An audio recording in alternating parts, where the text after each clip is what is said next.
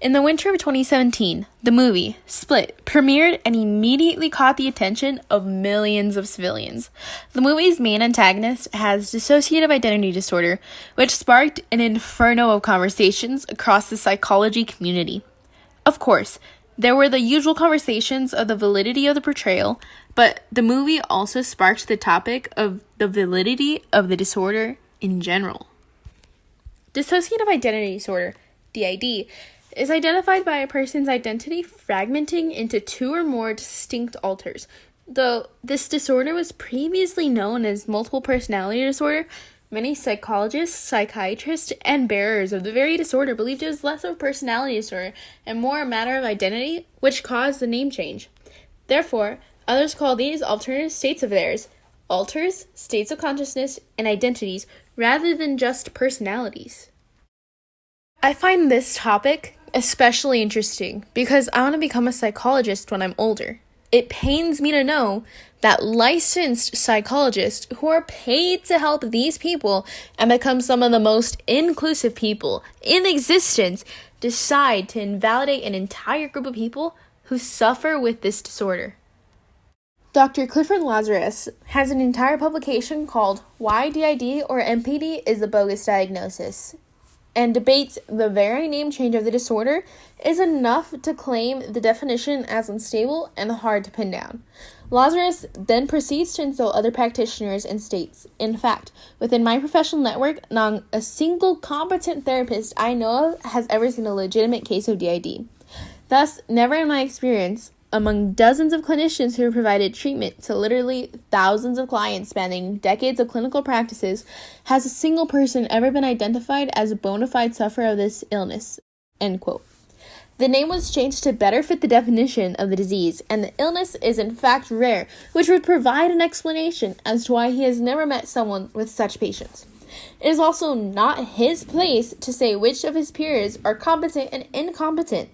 The bias previously set in his head allows for the complete ignorance he portrays.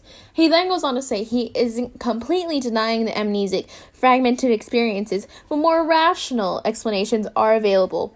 The entire psychiatric community is trained to go through each rational explanation, and over time, they will correct and treat their clients as they see fit. But completely denying the estimated 2 to 3% of the population is just morally imprecise. A YouTuber whose system goes by the name Dissociative has DID and uses their platform to share information about the illness and reduce stigmas.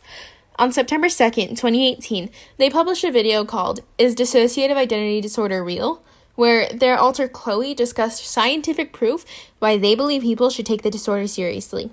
Chloe states, DID has been officially recognized and accepted as a psychological disorder since its inclusion in the DSM in the 1980s. It can also be found in the ICD, which is the English and European version of the DSM. She then goes on to list multiple studies that show the brain of someone with DID works differently than someone with a normal brain.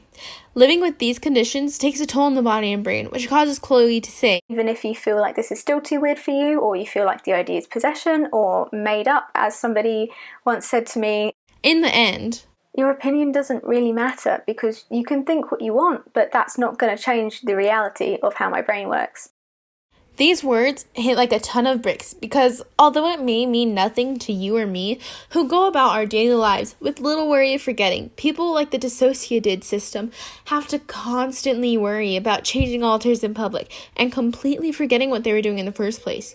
These struggles are something not everyone goes through, and saying DID doesn't exist just adds one more stressor to an already irregular and difficult lifestyle.